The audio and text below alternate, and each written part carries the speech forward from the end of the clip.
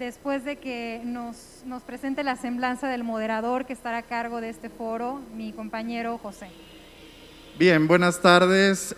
Continuando con estas actividades del día de hoy, quiero presentar a quien va a fungir como moderador de este panel, el doctor José Manuel Mora Rosas, quien es licenciado de Comunicación por el ITESO, tiene una maestría en Comunicación por la Universidad de Guadalajara, ha realizado estudios de Antropología Social en el CIESAS Occidente como analista sociocultural. También ha desarrollado investigaciones en el campo de la comunicación, la sociología de la religión, sobre violencias estructurales, emociones y paternidades. Ha desarrollado investigaciones independientes en mercadotecnia, clima organizacional, así como proyectos relacionados con psicología del deporte y análisis institucional. Actualmente, el doctor José Manuel Mora Rosas trabaja en el CIPS, Centro de Investigaciones Pedagógicas y Sociales, como encargado de la dirección de docencia en la línea de investigación sobre procesos socioculturales de las instituciones educativas y como docente en la maestría en investigación educativa y en la especialidad que ofrece esta misma institución de posgrados, el CIPS. Adelante, doctor, bienvenido. Bien, me voy a permitir hacer una breve introducción a los participantes del día de hoy en este foro. En primer lugar, la doctora Irma Livier de Regil Sánchez, jefa de investigación de la Universidad UNIVA, líder y colaboradora en proyectos de la UNIVA y de subvención estatal, federal e internacional. Fue finalista del Premio Nacional en Innovación Tecnológica para la Inclusión Social y cuenta también con una gran experiencia que por cuestiones de tiempo voy a resumir. También está la doctora Daniela Salgado, directora del área de Pedagogía de la UP, que a partir del 2018 dirige el proyecto de investigación Character Education Leadership Program for Mexican Public School en vinculación con la Universidad de Navarra, la Universidad de Missouri y la Secretaría de Educación Jalisco. Además, contamos con la honorable presencia del doctor Carlos Iván Moreno, coordinador general académico e innovación de la Universidad de Guadalajara, quien forma parte de diversas asociaciones, tales como Mexicanos Primero Jalisco, la Fundación de la Universidad de Guadalajara en Estados Unidos, Transversal and University Design Institute de la Universidad Estatal de Arizona. Es además analista y columnista en Milenio, Voces de México y la NCC Iberoamérica. Además, el doctor Juan Carlos Silas, coordinador del Doctorado Interinstitucional de Educación del ITESO, quien además es investigador y docente del ITESO, y sus temas de investigación y publicación se enfocan en el balance público-privado en la educación superior, la relación entre las instituciones educativas y la comunidad y el pensamiento científico crítico en los alumnos universitarios. Antes de dar inicio a este foro, queremos agradecer no solamente a quienes nos están acompañando presencialmente en este evento, sino también a todos los que están de manera virtual siguiéndonos a través de nuestras redes sociales, del portal de Recrea. Este es un evento engalanado, como ustedes pueden ver, por grandes personajes y expertos en su área. Y sin más preámbulos, vamos a darles un fuerte aplauso a este foro para darles la bienvenida. Muchas gracias. Muchas gracias a todos, buenas tardes, bienvenidos. Un placer de verdad conocerlos, un placer tener la oportunidad de platicar aquí con ustedes sobre este tema que nos invitaron a participar, que tiene que ver con el asunto de la investigación educativa y su relación con la construcción de políticas públicas. Yo sé que cada uno de ustedes tiene una experiencia particular en el asunto, entonces va a ser muy interesante para las personas que están aquí, pues escuchar su punto de vista y sobre todo pues recuperar un poquito también la experiencia que ustedes tienen al respecto. La dinámica para este momento consiste precisamente en contestar dos preguntas. La primera pregunta tiene que ver con cómo favorecer la articulación entre la investigación educativa y la construcción de políticas públicas.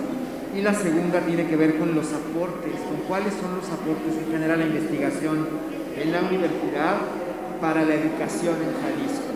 Sí, son estas dos preguntas. Y le pediríamos por favor al maestro Iván si puede comenzar. Parece que trae un elemento para presentarnos, entonces si nos puede compartir lo que trae, por favor. Sí, muchas gracias. Muy buenas tardes a todas y todos. Muchas gracias por la invitación. Un gusto saludar a mis colegas. Platicábamos que es la primera vez que nos vemos fuera del Zoom, entonces con algunos de ellos es un gusto. Si pudieran poner las láminas, por favor.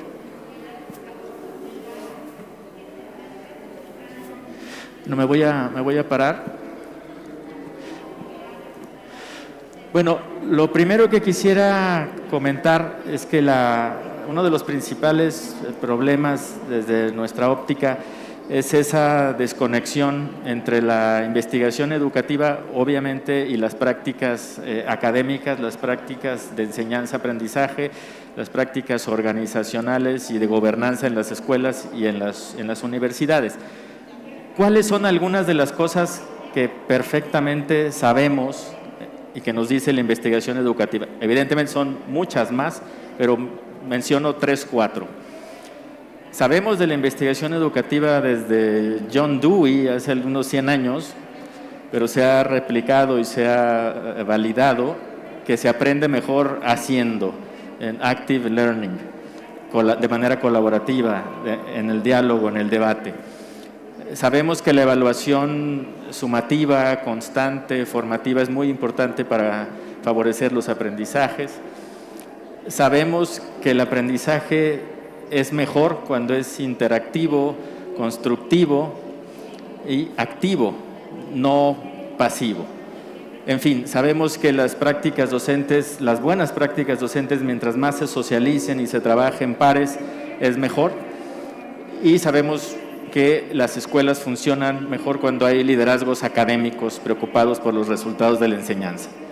Ok, si me dan la siguiente, bueno, me dijeron que hay que apuntarle. Bueno, este framework, el ICAP, es muy famoso. ¿Qué actividades son fundamentales para promover el aprendizaje activo, constructivo, en equipos? Y mientras más actividades de esta naturaleza hagamos, estamos en la línea, en el color verde, es más innovador, es más profundo y es más duradero. Es decir, mientras más actividades de aprendizaje colectivo, no pasivo, es mejor en términos muy amplios. ¿Cuál es el problema? Que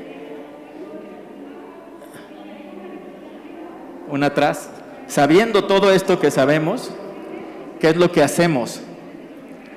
Sigue la cátedra tradicional.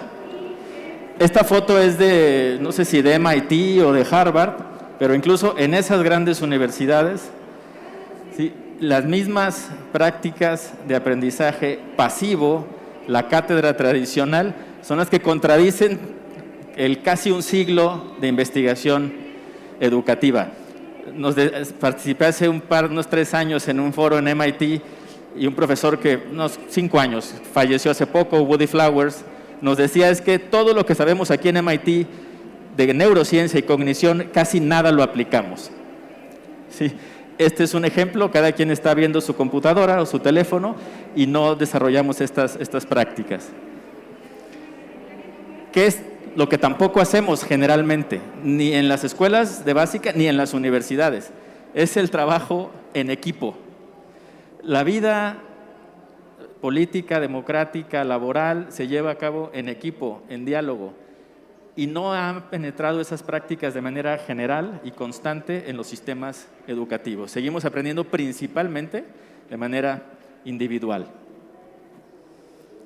Y esto nos lleva a unos magros, muy pobres resultados de aprendizaje que no están en el centro de la agenda de discusión pública, más allá del círculo rojo de académicos, en la agenda ni federal, ¿sí?, y tiene que fortalecerse también a nivel estatal, hay que decirlo, el hablar de los resultados del aprendizaje. ¿Qué están aprendiendo los niños y jóvenes.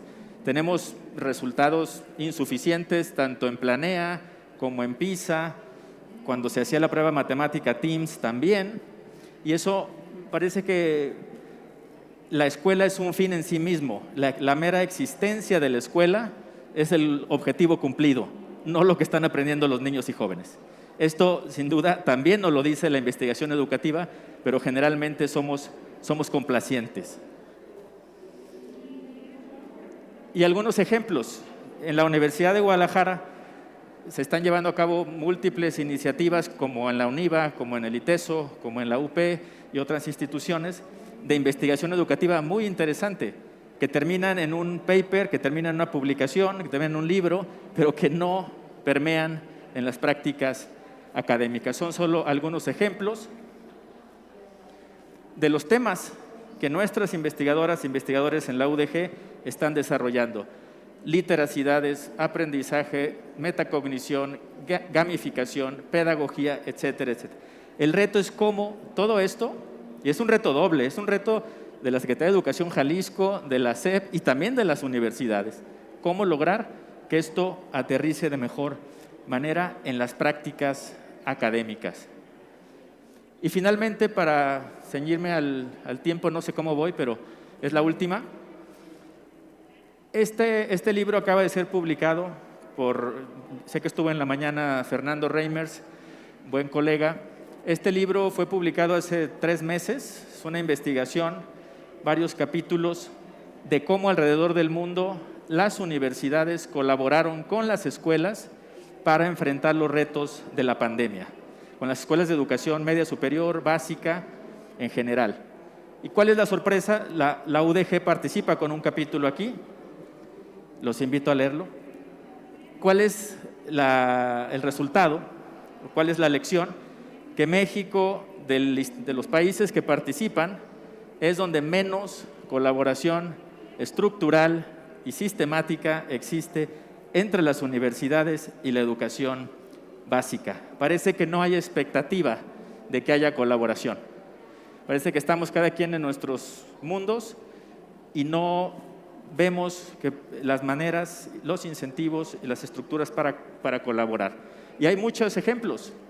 Mayores espacios de colaboración como este, alineamiento de incentivos, cambio de culturas organizacionales, formación docente compartida, compartir tecnología, trabajo conjunto entre las escuelas normales y las universidades, y posiblemente algunas universidades los tienen, colegios de educación, que en otros países, como en Estados Unidos, son fundamentales para la formación docente y también la tutoría estudiantil en los distritos escolares.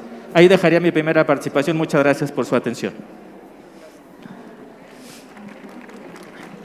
Muchas gracias, doctor Iván. Le pediríamos a la doctora Olivier si nos puede compartir, por favor, los datos que trae la historia que nos quiere contar.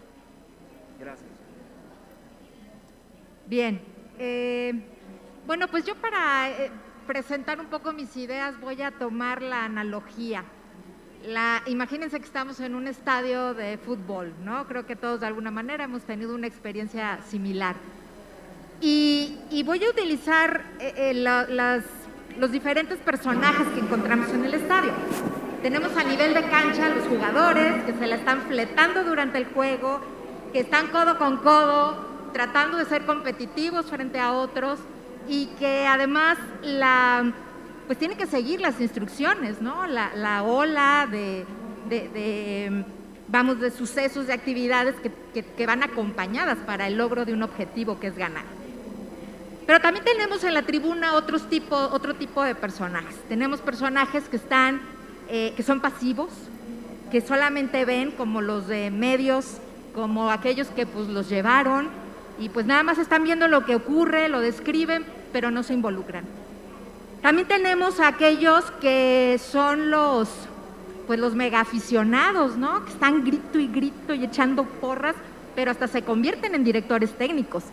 O sea, empiezan a decir, pásale el balón, vete, toma por este lado, en fin, dan instrucciones que obviamente los que están en la cancha no escuchan. Pero también tenemos por el otro lado aquellos personajes que están encerrados en su palco, ¿no? Esos que pues tienen sus intereses, algunos, y que obviamente toman decisiones, pero las toman allá arriba, no abajo, no a nivel de la cancha. Utilizo esta analogía precisamente para dar o explicar, si bien en muchos sistemas está ocurriendo esto, creo que en el sistema educativo nos pasa algo similar. En el nivel de la cancha estamos todas las instituciones educativas, desde el nivel preescolar hasta las de estudios superiores. Obviamente tenemos que confrontar un escenario competitivo, sobre todo a nivel internacional.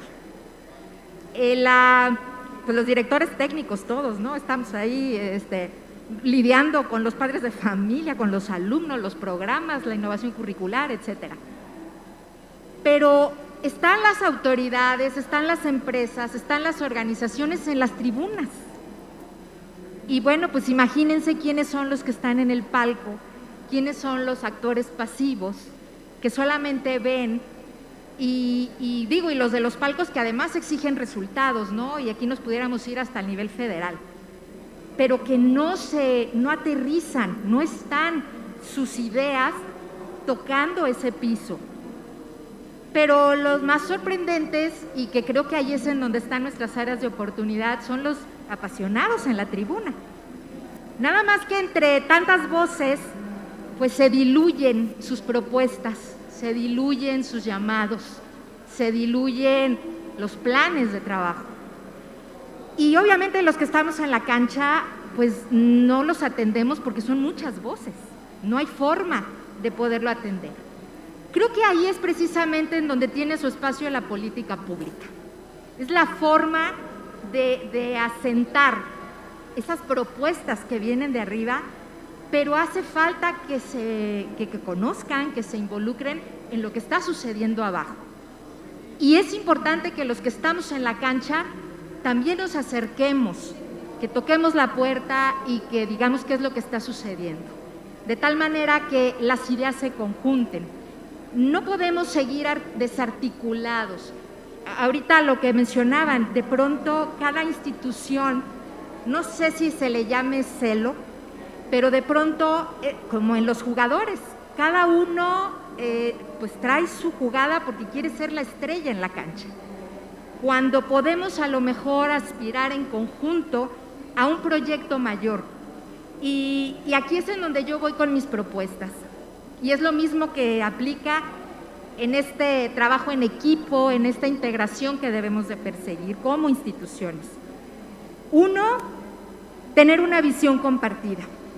Yo visualizo la educación en Jalisco, siendo honesta, en el área metropolitana de Guadalajara, donde estamos o tenemos presencia muchas de las universidades particulares y obviamente las públicas, los institutos tecnológicos, obviamente la UDG. Yo creo que si sumamos, y más que sumar, multiplicamos nuestros esfuerzos de manera conjunta, podemos lograr hacer incluso un clúster educativo. Y yo creo que eso nos conviene a todos, y eso le conviene al gobierno, poner en el ojo del huracán, ¿no? a la región y posicionarla en este sentido de la educación. Sin embargo, para lograr esa visión compartida se requieren varios elementos. Uno, hacer un diagnóstico para identificar realmente las problemáticas que hay que abordar y lograr ese objetivo. Dos, yo creo que es importante el hacer un inventario de capacidades, de recursos. Si nos vamos a la investigación educativa, híjole, casi puedo asegurar que todas las instituciones, desde básica hasta superior, hacemos estudios muy similares. No me voy a ir a la cuestión teórico-empírica, pero diagnósticos y asuntos empíricos, yo creo que todas las universidades, todas las escuelas los hacemos.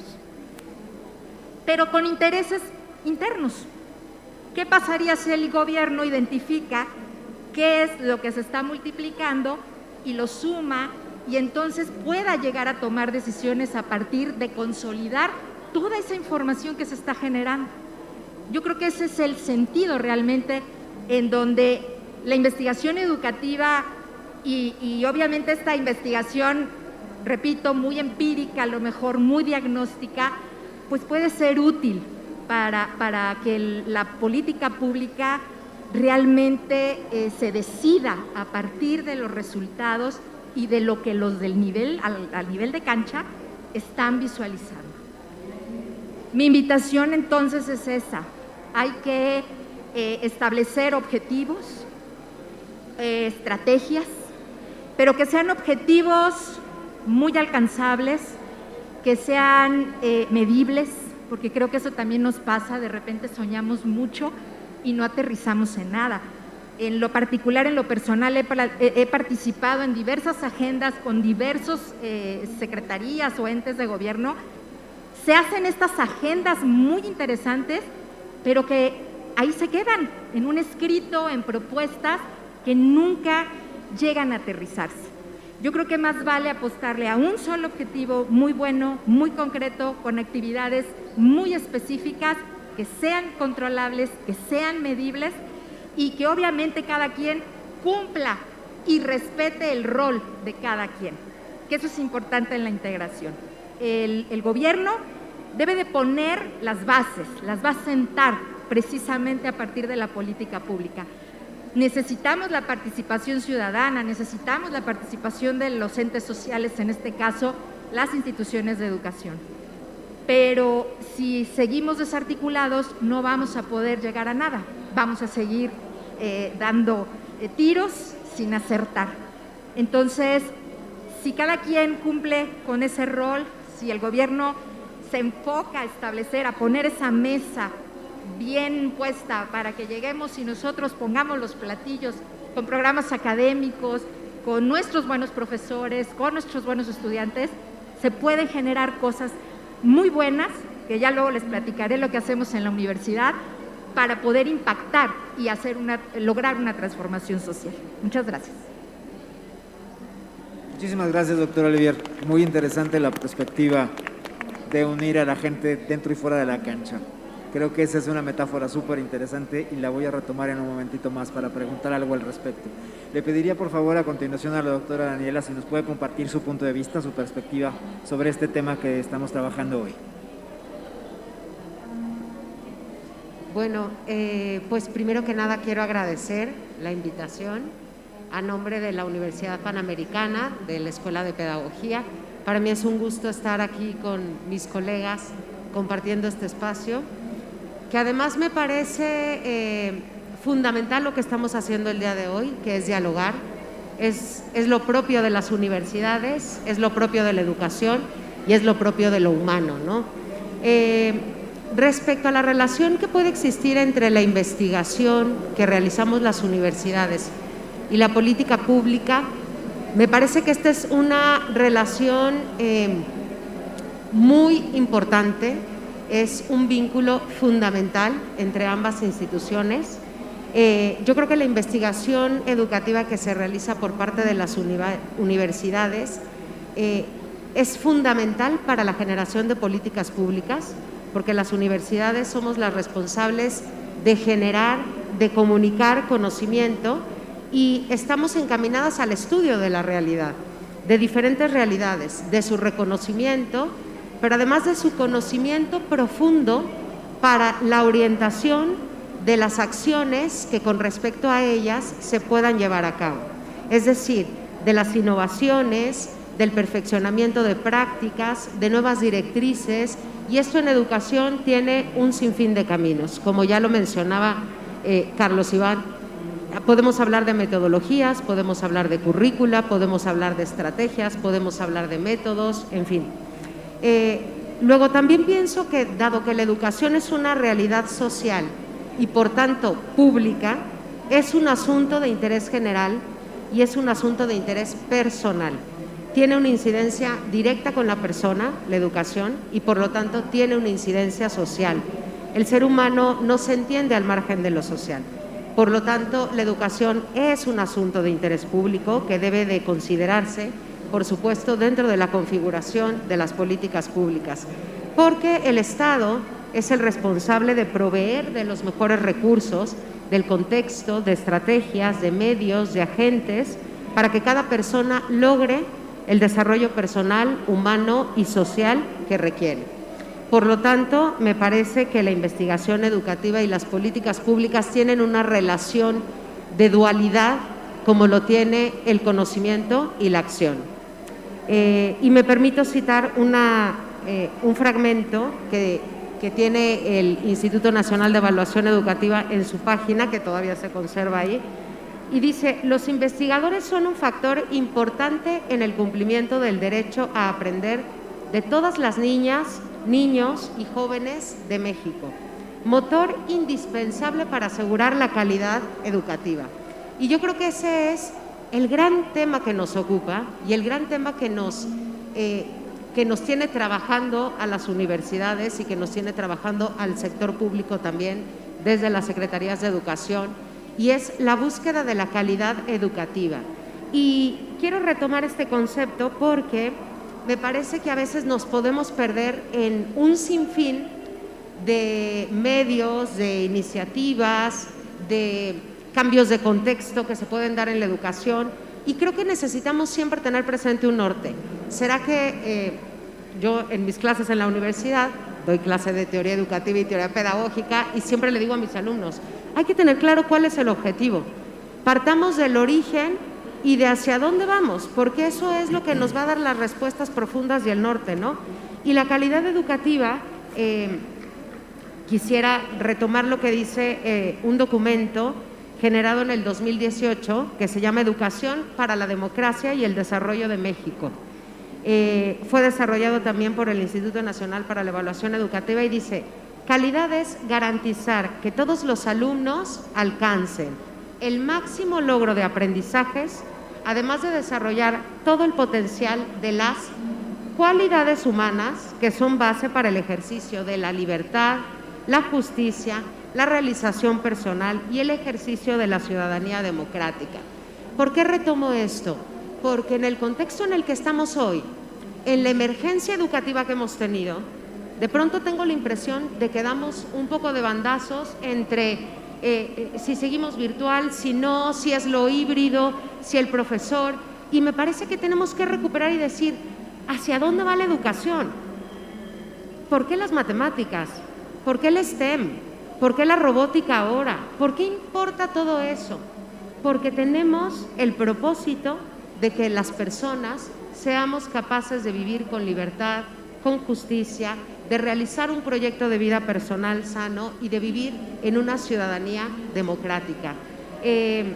Más adelante lo platicaremos, pero esta es parte del propósito que tenemos con una de las líneas de investigación que tenemos en la escuela y justo el proyecto que se mencionaba hace un momento. Y me parece que tenemos mucho que hacer por no solamente los niños, los jóvenes, las niñas que están en las aulas directamente. Creo que tenemos mucho que hacer por toda la comunidad educativa y los agentes educativos.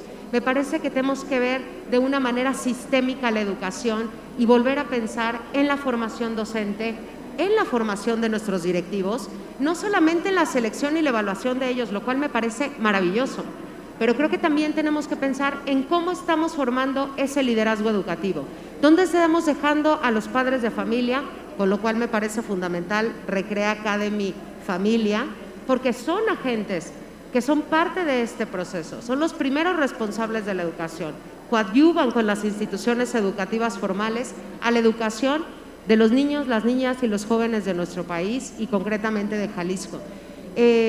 Tenemos que pensar en el clima, en el ambiente, en la disposición de recursos, en la administración, en fin, en un sinfín de elementos que no podemos dejar de lado y que tenemos que considerarlos, y creo que las universidades tenemos mucho por hacer en ese sentido, por trabajar en conjunto, no solo universidades, sino organismos intermedios y por supuesto el sistema público. Gracias. Muchísimas gracias, doctora, por la presentación. La idea también de pensar desde la utopía, cómo podernos acercar a la utopía que está por ahí implícita, también es muy importante. Muchísimas gracias. Le pediría entonces, por favor, al doctor Juan Carlos, que tiene micrófono, Sí está. Para poder platicar sobre lo que nos viene a contar ahorita. Muchas gracias. Mil gracias. Muy buenas tardes a todas, a todos. Un gusto estar aquí compartiendo con los colegas. Y un gusto para quienes nos están viendo a la distancia, colegas, qué gusto. Y nos plantean un reto interesante, o sea, ver cuál es la articulación entre la investigación educativa y las políticas públicas es en sí mismo una aspiración que tenemos desde hace mucho tiempo y no hemos acabado de culminar, ¿no? Y tal vez porque los entendemos como diferentes, y sí, son diferentes, pero son complementarios. Es decir, la investigación lo que hace es generar conocimiento, trabajar en generar conocimiento, y su materia prima es la duda. O sea, hay que dudar, hay que tener esas dudas que nos aproximan a un fenómeno de lo que no conocemos. Por otro lado, la política pública, y seguramente Iván, que es funcionario de alto nivel, tendrá una mejor definición que la mía, pero finalmente la política pública es un acto de gobierno para atender una necesidad social, más o menos. Si se les hace muy sencilla, buscamos complejizarlo un poco más, pero es eso.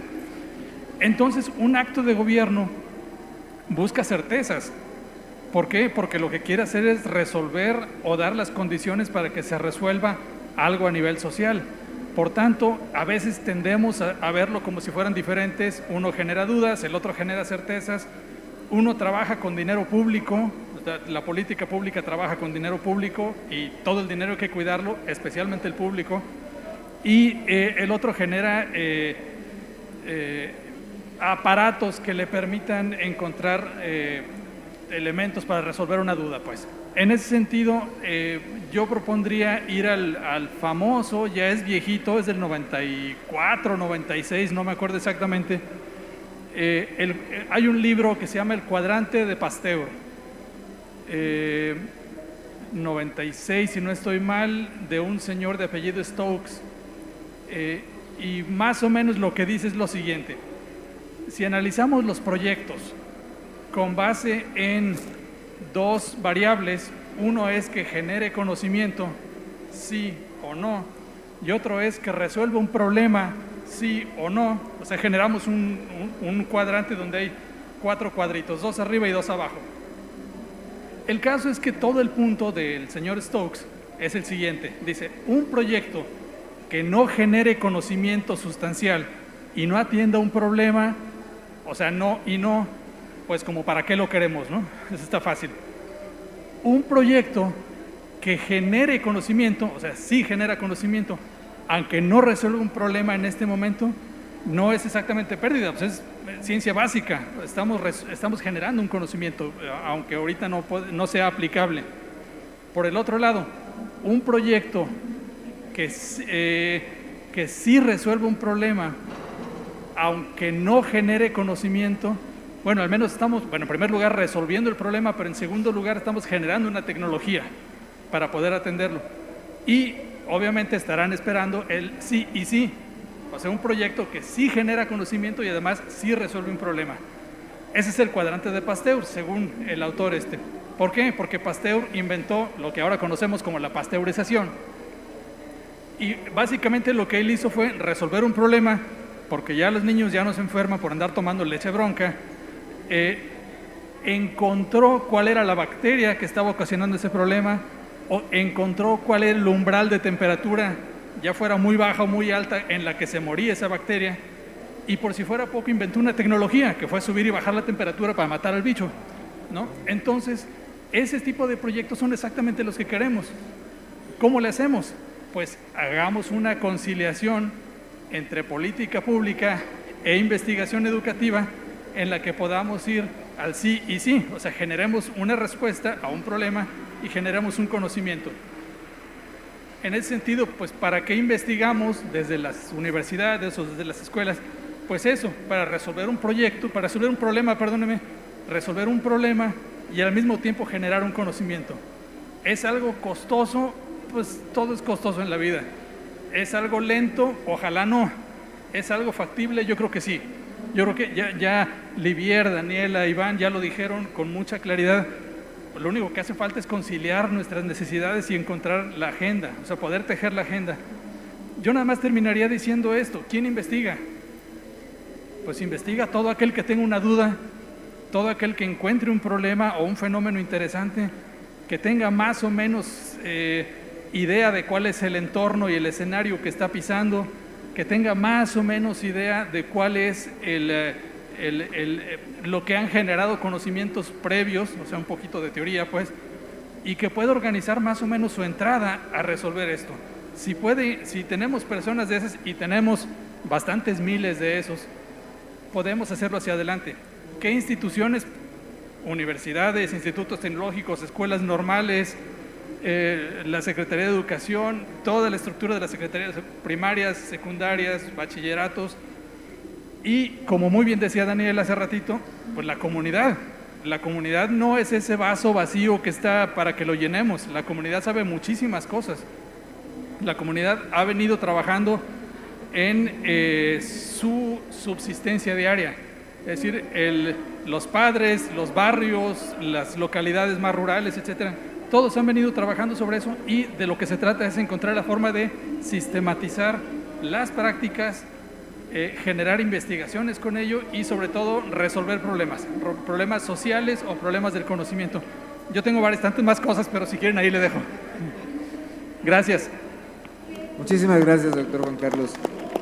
Rescatando un poco las cosas que ha comentado ahorita, a mí me surgen varias preguntas, pero voy a tratar de sintetizarlas en una sola, ¿sí? Voy a retomar un poquito esta metáfora de la doctora Olivier, que me pareció súper interesante, al respecto de cómo conectarnos los que estamos dentro de la cancha con los que nos ven jugar, ¿sí?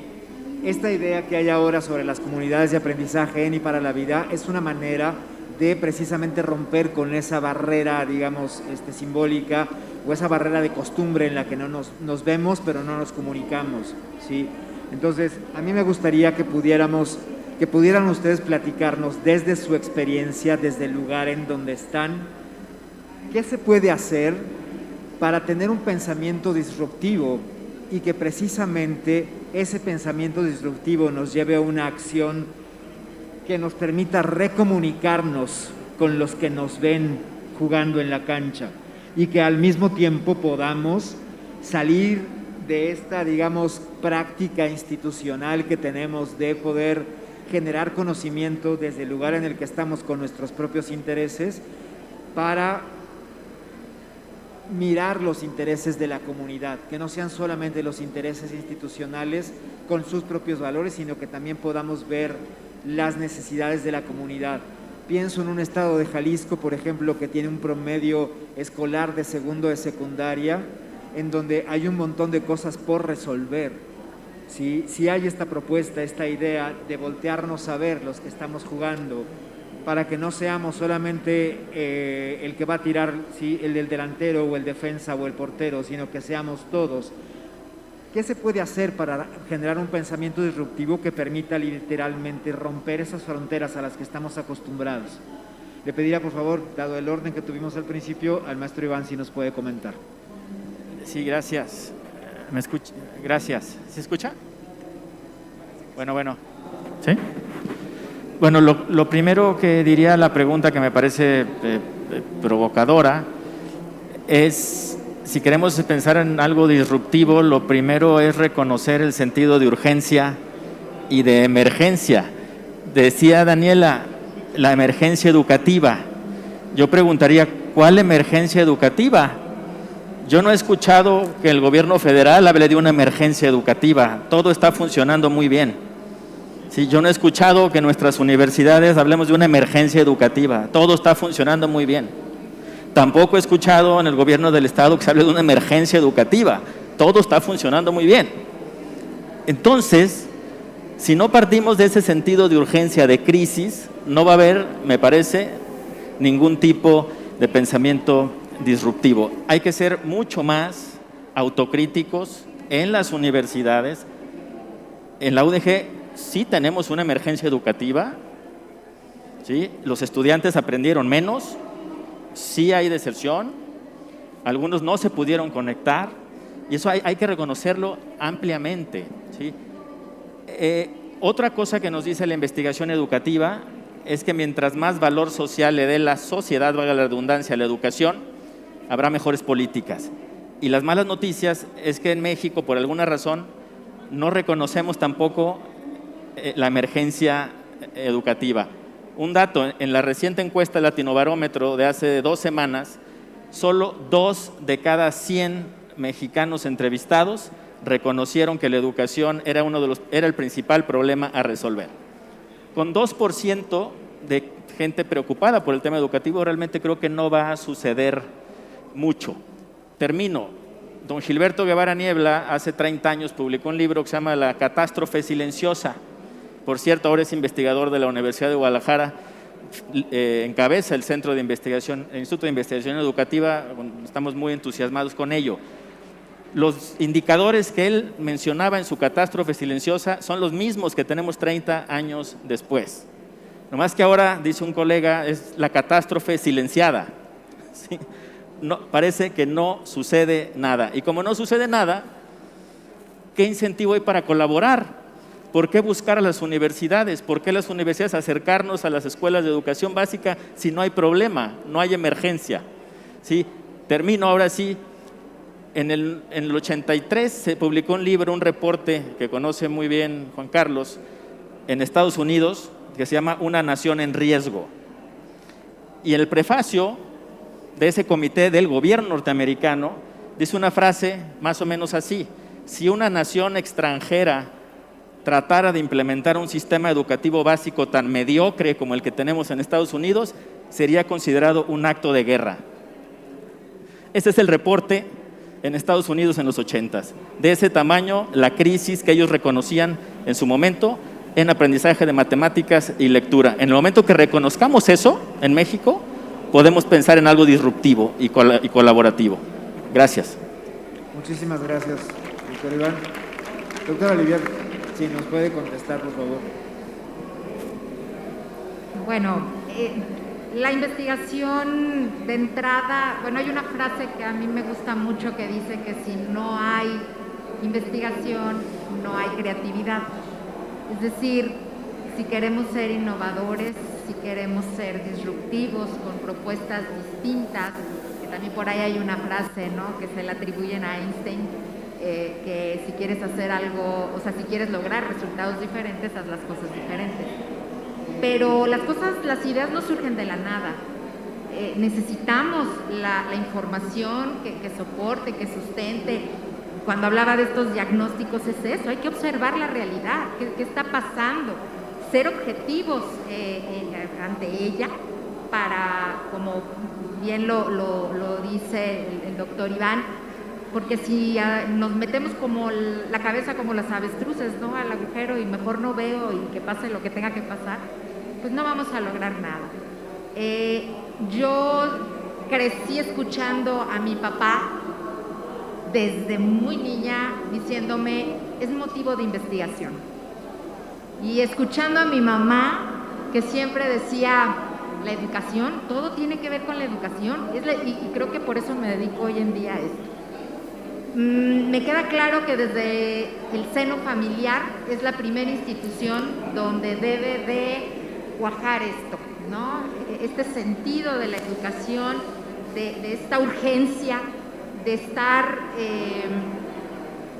no sé si sea en otro nivel, porque yo creo que también es importante ver nuestra realidad y avanzar de acuerdo a esa realidad. Si nosotros perseguimos siempre estar mirándonos en el espejo del otro, es como en las carreras. Si vas viendo hacia los lados, te ralentizas. Entonces, tienes que ver, repito, cuáles son tus atributos, tus competencias, tus capacidades y aprovecharlas para en función a ellas y en conjunto con esta generación de conocimiento que la investigación educativa está obviamente generando, valga la redundancia, pero que puede sentar bases precisamente para poder generar estas nuevas ideas. Entonces, para mí los ingredientes principales es obviamente la familia y que la investigación educativa, que es la que nos va a generar y a detonar estas ideas y esta creatividad, nos lleve realmente a una verdadera reforma a un nuevo pensar, a una nueva manera de ver las cosas. El que ve las cosas como siempre, pues siempre las piensa igual. Tenemos que redescubrir lo que ya existe. Y cito nada más una frase con la que de hecho el propio proyecto lo hemos enmarcado, que es la frase de Mandela: la educación es el arma más poderosa para cambiar el mundo. Entonces yo creo que estamos en esa cancha tan importante, pues hay que aprovecharla, ¿no? Muy amable, muchas gracias. ¿Podría pasarle el micrófono, por favor, a la doctora Daniela? Gracias.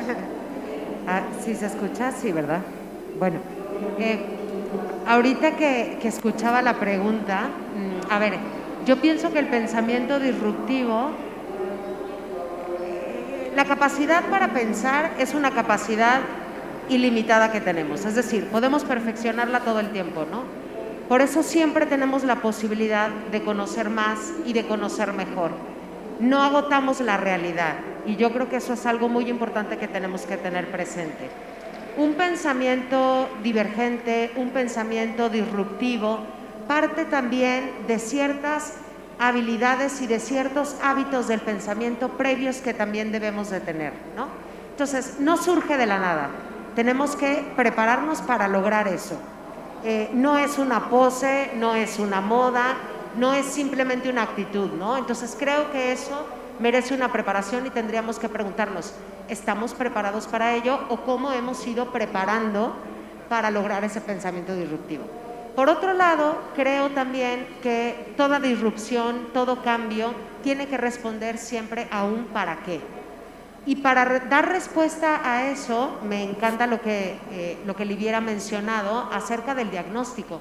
¿A dónde vamos? Que es parte de lo que decía Carlos Iván. Hombre, ¿tenemos o no tenemos una emergencia? ¿A qué llamamos emergencia? ¿Cuál es la emergencia? ¿La cobertura? ¿El internet? ¿El tipo de aprendizajes que están logrando nuestros alumnos?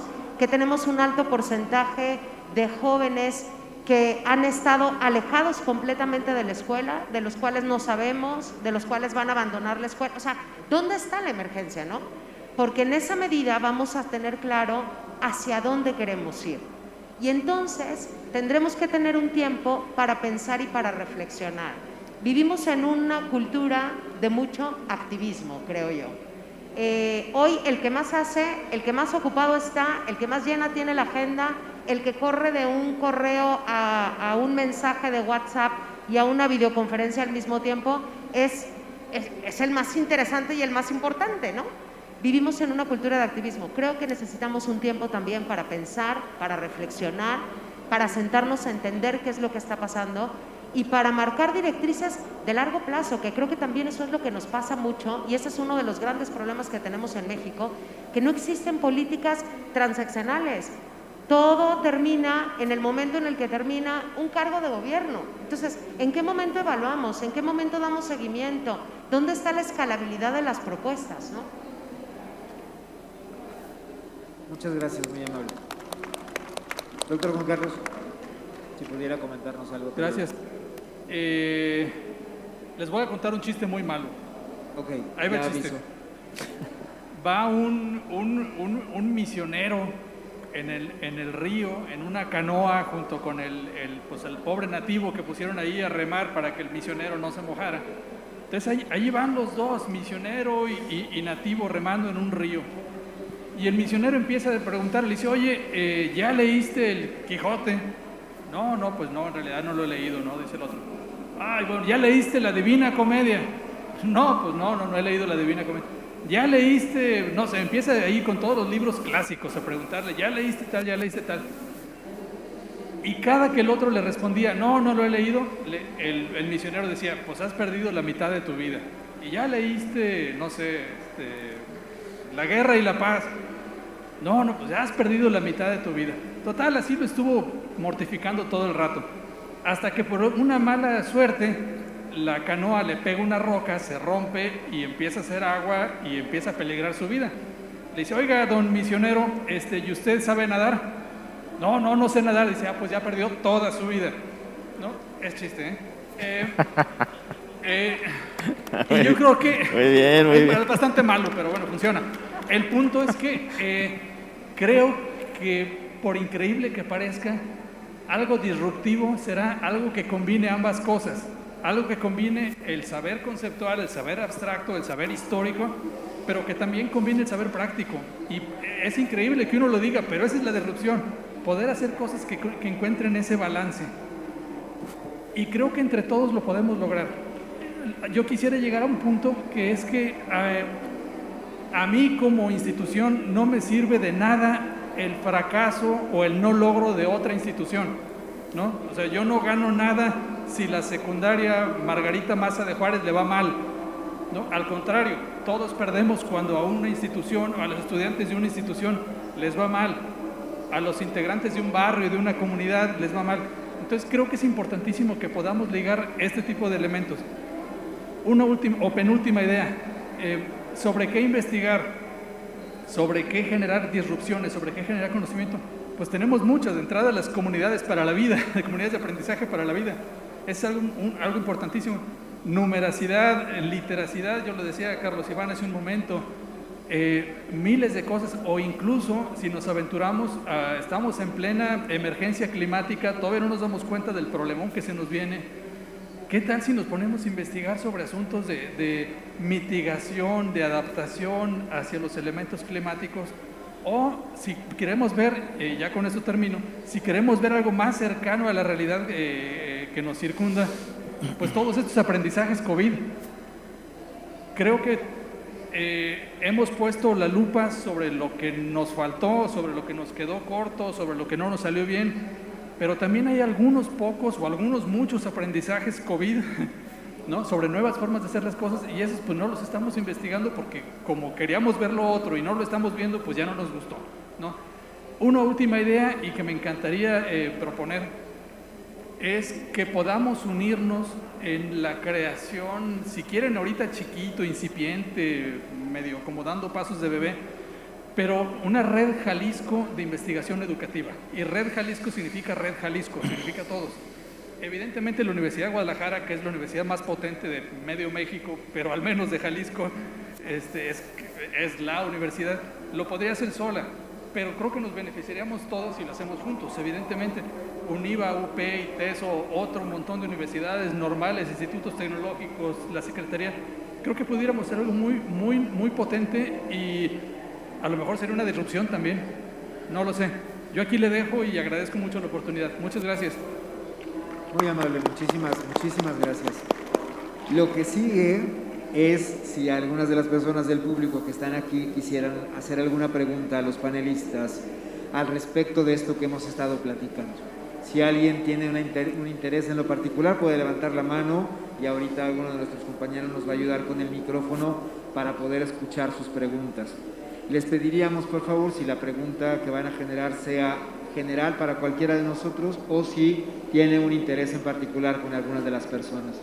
Entonces, hay un espacio para preguntar, esperemos que haya intención de saber un poco más al respecto. Si alguno de ustedes quiere preguntar algo, al fondo, allá atrás, tenemos una persona aquí tenemos otra.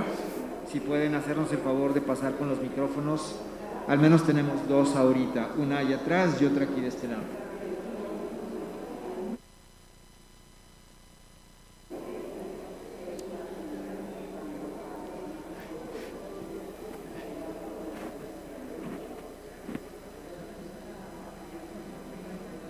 Bueno, ok. Ahí está. Bueno, primero pues agradezco el espacio para poder preguntar. Yo soy maestra de primaria. La principal pregunta que les quiero realizar es, dentro de la escuela se realizan espacios de investigación educativa, ¿no? En donde cada consejo técnico, los maestros ponemos a la mesa el problema principal que tenemos en nuestra CAP. ¿Cómo se puede crear una vinculación directa o realmente provechosa entre lo que está sucediendo en el salón de clases y entre lo que lo está manejando la política pública? Porque pues nosotros realizamos desde nuestra CAF todo este trabajo de buscar las problemáticas que tienen las escuelas y las necesidades que tenemos, y cómo puede ser o cómo se puede llegar a un acuerdo para que todo esto que sucede desde el aula llegue hasta los altos mandos, ¿no? Hasta la política, para que realice realmente una intervención que sí sea realmente adecuada a nuestras necesidades. Sería esa mi pregunta. De forma general, entonces, gracias.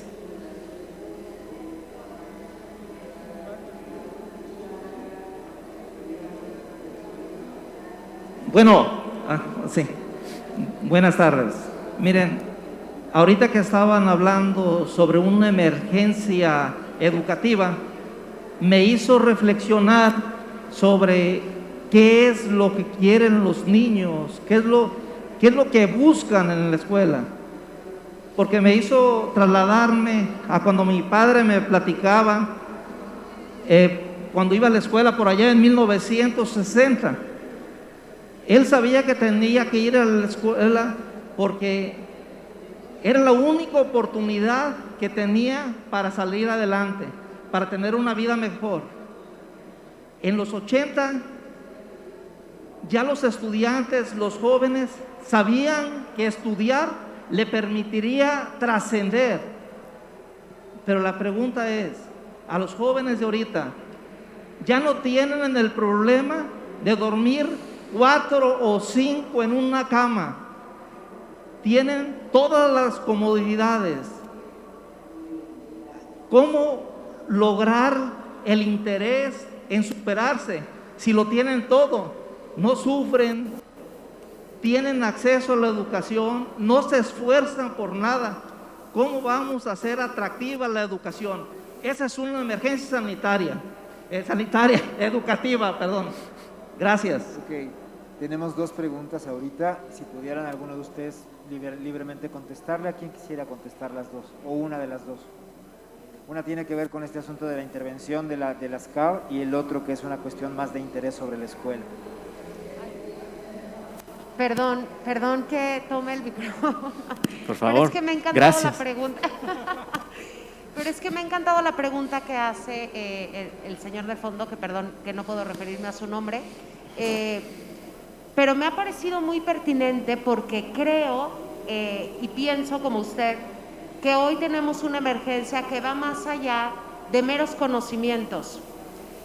Yo creo que uno de los grandes estragos que ha causado, no creo que lo haya causado solamente la pandemia, pero me parece que lo ha puesto de manifiesto la pandemia de una manera mucho más evidente, es el hecho de que la educación va dirigida a mucho más que solamente adquirir ciertos conocimientos o lograr ciertas destrezas. Y creo que eso es precisamente a lo que usted se ha referido. Y creo que eso tiene que ver con el carácter, con los hábitos, con las virtudes, con las actitudes, con las habilidades socioemocionales, con un sinfín de cosas que están relacionadas para que realmente se logre también un proyecto de vida. Y eso es parte de lo que se forma también en la escuela. Y yo creo que eso es parte de lo que también tendríamos que cuestionarnos. Hace aproximadamente, yo creo que como 2 meses, me tocó participar en un panel también con profesores, donde estábamos platicando, profesores de educación básica, e invitaron a una profesora que estaba de visita de Francia. Y contaba ella que en Francia, que en realidad ellos estuvieron sin clases únicamente 2 meses. Hicieron un estudio y el gran impacto que tuvieron los alumnos y las alumnas durante esos 2 meses fue sobre todo en el tema de las habilidades socioemocionales, actitudes, hábitos, virtudes, podríamos decirlo, que se perdieron. Entonces, yo también, como el señor, pienso que ese es uno de los temas que tenemos que plantearnos y creo que eso obedece a responder la pregunta, ¿de qué se trata la educación? ¿Qué pretendemos con la educación? ¿Qué es lo que queremos? ¿Solamente preparar para el trabajo? ¿Queremos realmente una educación que forme ciudadanos? ¿Queremos una educación que forme personas íntegras? ¿Qué pretendemos con la educación? Me parece muy loable y yo creo que eso es parte del debate que hay que hacer, y es parte también de la investigación eso.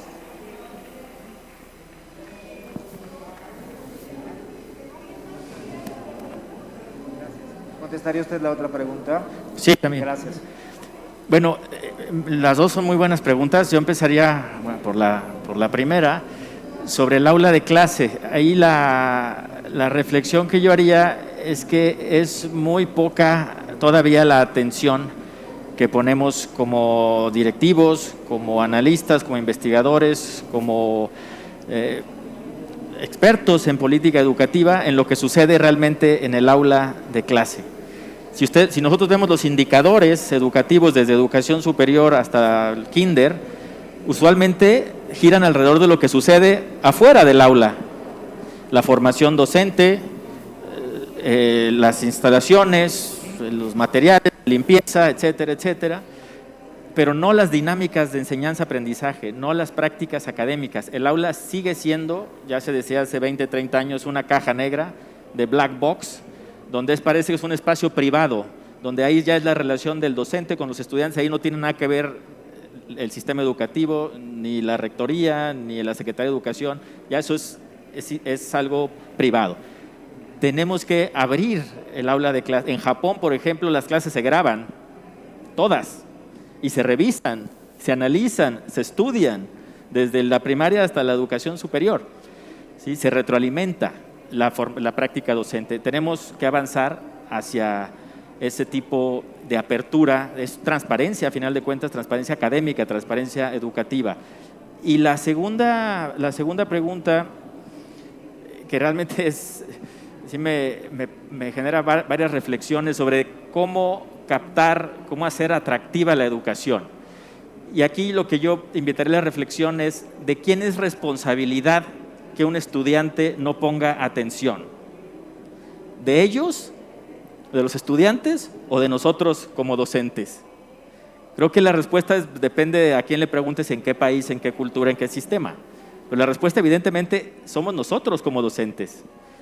Y yo lo veo con mis estudiantes, yo imparto la clase de política pública por Zoom todavía en algunos momentos, y durante la pandemia mis estudiantes llegaban y me preguntaban, me comentaban o me presumían: oiga, doctor, acabo de ver, ahorita que venía en el camión, ahorita que venía o en mi trabajo, acabo de ver la charla de Yuval Harari con Michael Sandel en YouTube. ¿Cómo compites con Harari, con Sandel, con Krugman, premios Nobel, si no te preparas, si no haces tu clase atractiva, interesante, divertida? Entonces, la culpa de que los estudiantes de pronto no pongan atención, lo veo con mis hijas también, en primaria, es porque tenemos que transformar nuestras prácticas pedagógicas. Es nuestra responsabilidad, ¿sí? No es responsabilidad de ellos, y esto ya lo sabíamos, pero la pandemia vino a desnudarlo de una manera dramática. Si no implementamos nuevas dinámicas de trabajo, insisto, en equipo, aprendizaje activo, aprendizaje colaborativo, no cátedra tradicional, cuando los jóvenes tienen el mundo literalmente en su teléfono inteligente, en su iPad, realmente estamos perdiendo esa competencia por la atención. Hay que ganarla, y hay que ganarla con mucha mayor formación y transformación y disrupción docente. Gracias. Muchísimas gracias. ¿Ustedes quisieran intervenir? Voy a tratar de ser muy breve. En la primera pregunta, que creo que tiene algo que ver con lo que en un inicio dije, que están muy diluidos todas las instituciones hacia adentro, tenemos este tipo de estudios. Yo creo que lo que ahorita estaba sugiriendo Juan Carlos es muy bueno. Hay que armar redes, hay que sumar con los otros para poder multiplicar. Finalmente las multiplicaciones son sumas.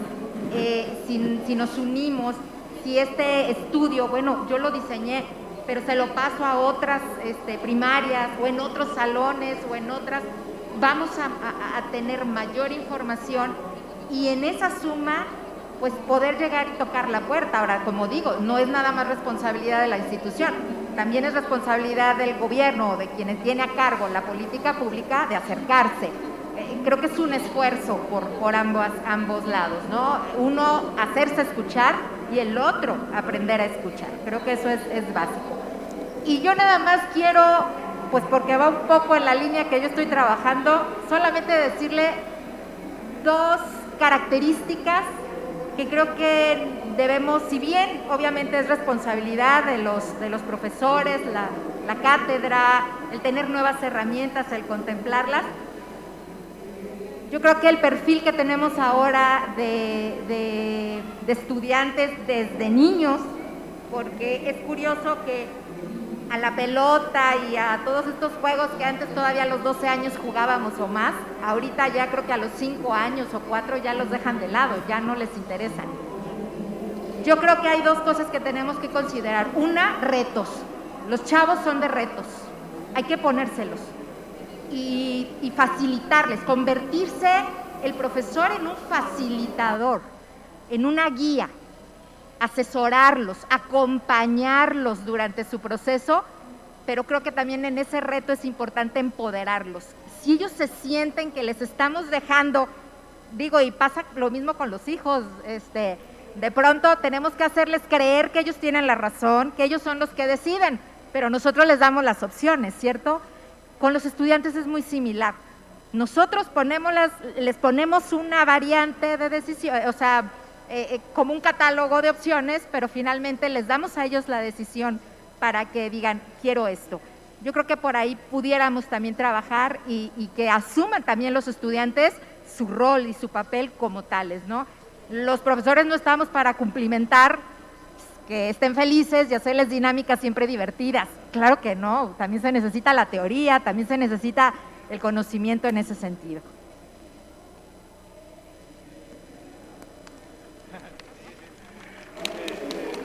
Gracias. Yo intentaré responder ambas ideas al mismo tiempo. Y es que creo que ahora con la pandemia nos dimos cuenta de que los contenidos juegan un papel súper central y a lo mejor no debería ser así. A lo mejor deberíamos estar más bien centrados en las famosas competencias, en aplicación práctica de las cosas y no memorizar. Caso concreto, si a mí me vienen y me dicen ¿qué pasó el 18 de marzo de 1938? Apréndete la fecha porque Tata Lázaro Cárdenas, híjole, qué flojera. Si se trata de aprenderse un dato, qué flojera. Si se trata de vincular ese dato con una realidad de la comunidad, con una realidad nacional, etc., entonces ahora sí estamos en otro panorama. ¿A dónde voy? ¿Qué tal si pudiéramos vincular proyectos pequeños, porque no se puede hacer cosas muy grandes, proyectos en donde los chavos sean retados junto con sus profesores y hagan cosas pequeñas de incidencia en la comunidad? Si nosotros lográramos, por ejemplo, despertar en los estudiantes el hambre de resolver cosas, de resolver dudas, de resolver problemas, a lo mejor estamos en otras circunstancias y eso puede ser un muy buen proyecto de investigación en primaria, en secundaria, qué sé yo. Insisto, a lo mejor es mi preocupación ambiental, pero creo que cada comunidad, todas, no hay una que no, esté enfrentando problemas ambientales. ¿Qué tal si vinculamos esa muy tangible problemática con materias que tengan que ver con ciencias biológicas, con ciencias sociales, con matemáticas, con comunicación? Una última cosa, perdón, ya me voy a extender, pero una última cosa. Hay una universidad en Noruega, no me acuerdo ahorita el nombre, tiene un programa de investigación fascinante que se llama Mensaje para el Cambio. Y lo que están haciendo es investigar cuál es el mensaje, o sea, la transmisión de una idea, cuál es el mensaje que está teniendo mejor recepción en la ciudadanía para transformar sus actos en torno a esta cosa ambiental. O sea, ¿cómo le hago yo para convencer a estos de que dejen de contaminar? ¿Cómo le hago yo para convencerlos de que tienen que cambiar sus pautas de conducta ambientales? Eso es lo que está investigando la universidad esta, Mensaje para el Cambio. ¿Cómo transmito yo mejor esa idea? Y me parece formidable. Y eso puede ser un proyecto hasta en la primaria, hasta en la secundaria. Los chavos seguramente se motivarían de saber cómo hacerle para yo poder cambiar la actitud de mi abuelita que siempre tira las bachichas en la calle. No sé si me doy a entender. Pudiéramos hacer cosas de ese tipo y creo que es bien interesante. Yo aquí le dejo porque ya me extendí. Muchísimas gracias.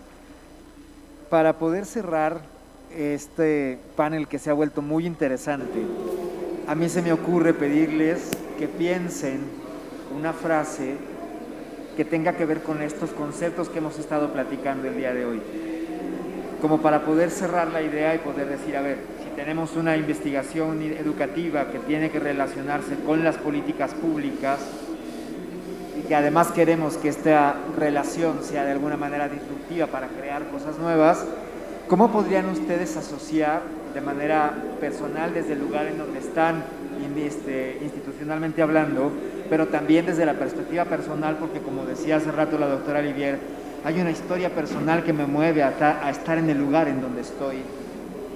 ¿Cómo podríamos cerrar esta presentación, este panel, con una frase que contenga o que pueda sintetizar estas ideas al respecto de la crisis, al respecto de la disrupción, al respecto de pensar para diagnosticar, pero sobre todo para poder pensar, como decía la última pregunta, en este sujeto que tenemos enfrente y al que de alguna forma tenemos la responsabilidad de acompañarlo en su proceso de crecimiento? ¿Cómo asociarían esto? ¿De qué manera pudieran sintetizar para poder compartir la gran cantidad de información que hemos obtenido hasta ahorita? Me iría desde aquí para poder tener un orden. Gracias, maestra Olivier. ¡Wow! Híjole, una frase, es complicado con todo lo que se ha dicho. Yo lo cerraría, ya hablé de la visión compartida, que es necesaria, pero yo creo que cuando hablé de todos estos roles que existen en el sistema educativo, necesitamos asumir todos el rol de agentes de cambio. Ahí entra, ¿no?, este sentir de innovación, de que nosotros podemos generar con investigación, ser creativos, generar nuevas ideas, nuevas propuestas, ser innovadores, pero si no nos consideramos agentes de cambio es que no nos comprometemos con la acción. Eso es lo más importante. Comprometernos, como dije en un inicio, tener un objetivo ante esa visión clara, que sea compartida, pero comprometernos con ello y actuar. De nada nos sirve en bonitos papeles, en papers, en proyectos, protocolos, no sé, hasta para obtener premios. De nada sirve si no nos comprometemos a llevarlo a la cancha.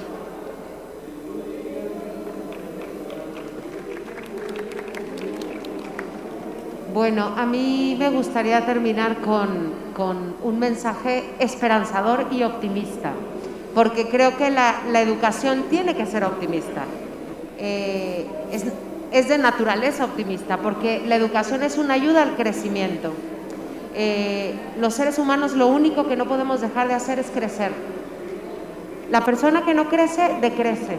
Por lo tanto, aún por mínimo que sea lo que yo puedo hacer dentro de mi escuela, dentro de mi CAP, dentro de mi consejo técnico, con mis alumnos, en mi salón de clase, eso que yo pueda hacer, por mínimo que sea, nadie más lo va a hacer si no lo hago yo. Yo tengo la posibilidad de hacerlo. Y tenemos en nuestras manos la labor más importante que existe, con el perdón de todas las demás profesiones, lo siento mucho. Pero sin la educación no habría ninguna de las otras profesiones. En nuestras manos está la posibilidad de transformar vidas, de transformar personas, de ayudarles a que realicen su propia vida. Es en lo único que no nos podemos permitir fallar. Y yo creo que tenemos muchas dificultades, tenemos muchos retos, pero también tenemos algo muy importante, que es que para educar contamos con nuestra propia persona. Y depende de ti y de mí que queramos hacer ese cambio. Y el ejemplo, el modelo que seamos, no solo para nuestros alumnos, sino para nuestros compañeros, para nuestras autoridades, para nuestros hijos, para nuestros vecinos, eso también transforma, y eso también cala, y eso también hace la diferencia. Y ahí es donde se genera la cultura, ahí es donde se genera la institucionalidad, y ahí es donde se transforma realmente de manera profunda. Así es de que yo lo que les quiero decir es, sigamos adelante, con mucho entusiasmo, con mucha esperanza, con mucho optimismo, y con mucha decisión, siendo muy coherentes a esa vocación que tenemos.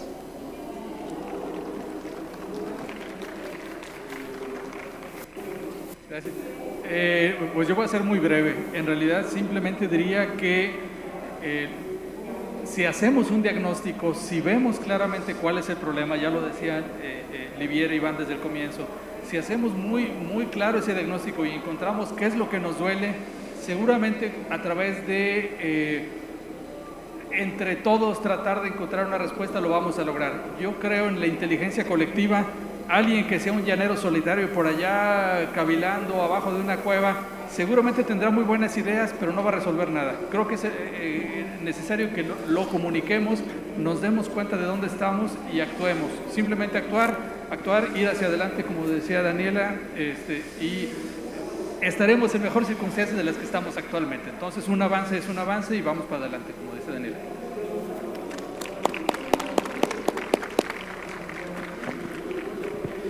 Gracias. No, yo quisiera hacerle primero un reclamo a Daniela, porque primero habló de la emergencia educativa y luego nos invitó a cerrar con optimismo. Entonces, pero no, muy bien, muy bien. Yo cerraría con dos comentarios muy breves. Primero, reconocer el gran avance que hemos tenido como país en 50 años, por ejemplo, en materia de cobertura. Se creó, básicamente se construyó un sistema educativo donde hay una cobertura prácticamente universal en educación básica. Hay que reconocer eso. Sin embargo, creo que nos quedamos estancados en creer que la cobertura, en tener a los niños en la escuela, va a resolver los problemas. El mundo siguió avanzando y tenemos que dar ese paso de ya reenfocarnos ahora en los aprendizajes y en los resultados educativos. ¿Sí? Lo ha declarado la propia UNESCO. La garantía educativa no se materializa solo con la cobertura y con el ingreso, sino con los aprendizajes y los resultados. Y ahí sí tenemos una nación en riesgo y hay que verlo de esa manera. Muchas gracias por su atención. Pues muchísimas gracias a los panelistas. Agradecemos muy especialmente a la doctora Livier de Regil, que es la jefa de investigación de la UNIVA, a la doctora Daniela Salgado, que es la directora de la Escuela de Pedagogía de la UP, de la Universidad Panamericana, al doctor Carlos Iván Moreno, que es el coordinador general académico y de innovación de la Universidad de Guadalajara, y al doctor Juan Carlos Silas, que es el coordinador del doctorado interinstitucional de educación del ITESO. La información que nos han dado, la intención incluso de podernos promover como agentes educativos, como agentes de cambio, con esta propuesta que tiene el doctor Juan Carlos de generar una red de investigadores de educación, sería genial aquí para el Estado.